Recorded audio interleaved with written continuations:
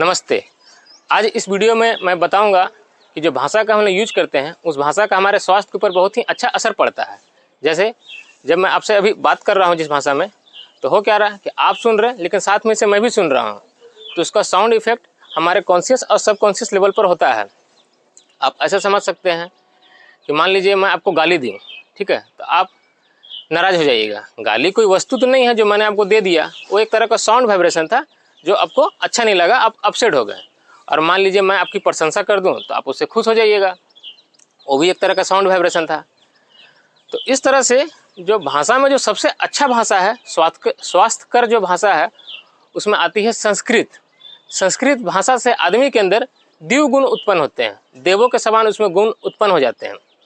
हम लोग ऐसा बोल सकते हैं कि जो संस्कृत शब्द जो है, वो संस्कृत शब्द का जन्म संस्कार शब्द से हुआ है। महर्षि पाणिनि जो थे वो संस्कृत के जनक थे, और विद्वानों का ऐसा मानना है कि संस्कृत भाषा के यूज करने से ये हमारे शरीर में बहुत ही अच्छा हीलिंग इफेक्ट डालता है।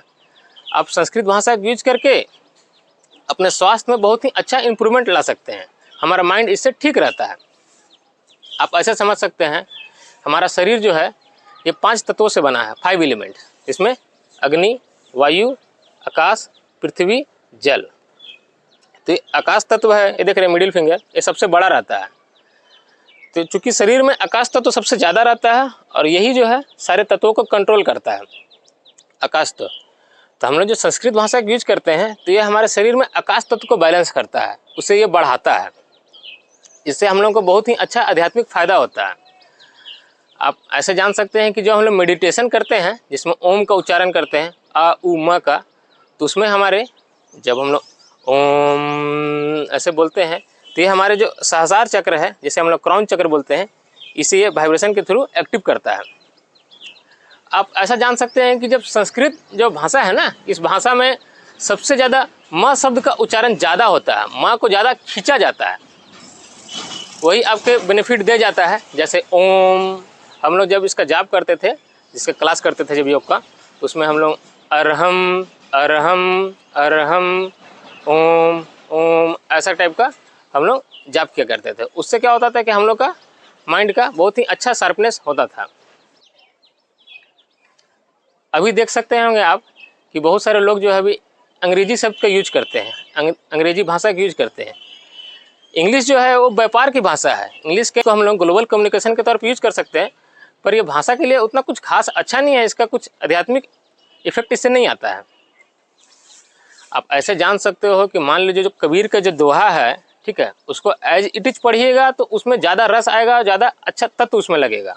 लेकिन अगर उसको ट्रांसलेट कर दीजिएगा कबीर का दोहा को, तो फिर पढ़ने में उसमें इंटरेस्टिंग नहीं लगेगा, कुछ खास उसमें अच्छा नहीं लगेगा।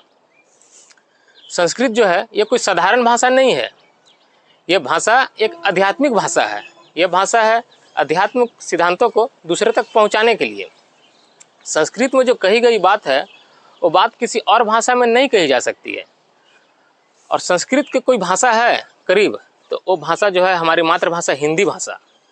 ऐसे बोल सकते हैं कि जो हिंदी के करीब है वो थोड़ा संस्कृत के करीब है, और जो हिंदी के करीब संस्कृत के करीब नहीं है वो अध्यात्म के भी करीब नहीं है। जैसे जब आप ध्यान दिए होंगे कि बहुत सारे फॉरेनर लोग इंडिया आते हैं अध्यात्म सीखने के लिए, स्पिरिचुअलिटी के लिए, लेकिन वो लोग इसमें बहुत आगे नहीं बढ़ पा सकते हैं। क्या है कि वो लोगों का जो मदर टंग है वो इंग्लिश है और अध्यात्म जो है पूरा संस्कृत में है। तो ये सिर्फ उसका अनुवाद पढ़ सकते हैं, गीता का, रामायण का, योग का, ये लोग उसको एज इट इज नहीं पढ़ सकते हैं। तो कुछ बातें जो है ये फॉरेनर तक नहीं पहुंचाई जा सकती है, इसलिए ये वो बहुत आगे नहीं जा सकते हैं इसमें।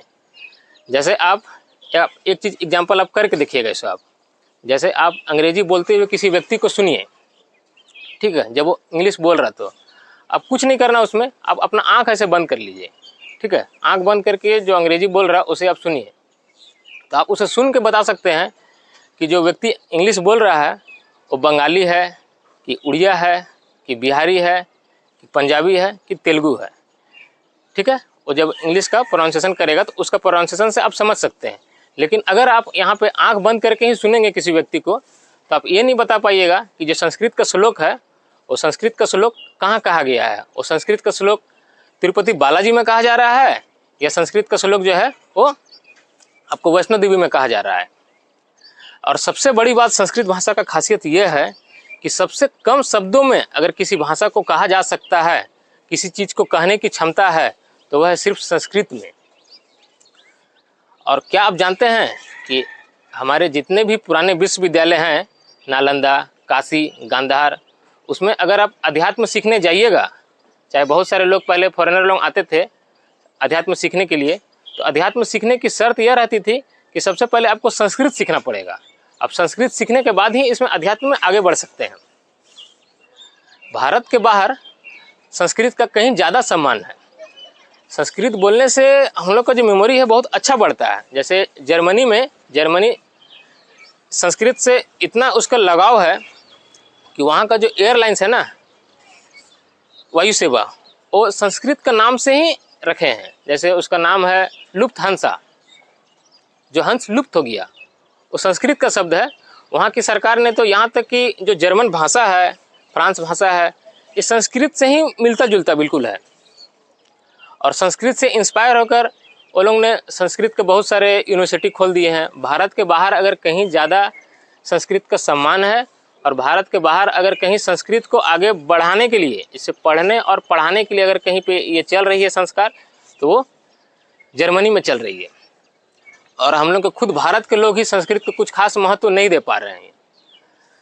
तो अब इससे समझ सकते हैं कि कितना हम लोग का लॉस हो रहा है। आप ऐसे यूज कर सकते हैं संस्कृत भाषा का कि मान लीजिए हम लोग कोई मंत्र के साथ सुबह सुबह उठते हैं।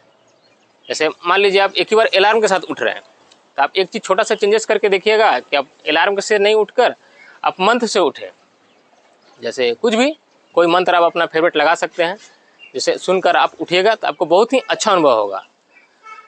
और संस्कृत भाषा में ही जितने मंत्र थे सब संस्कृत में ही लिखे गए थे। अब हम लोग गायत्री मंत्र का जाप करेंगे, और गायत्री मंत्र का हम लोग करते हैं। जैसे ओम भूर्भुवस्वः तत्सवितुर्वरेण्यं भर्गो देवस्य धीमहि धियो यो न प्रचोदयात्।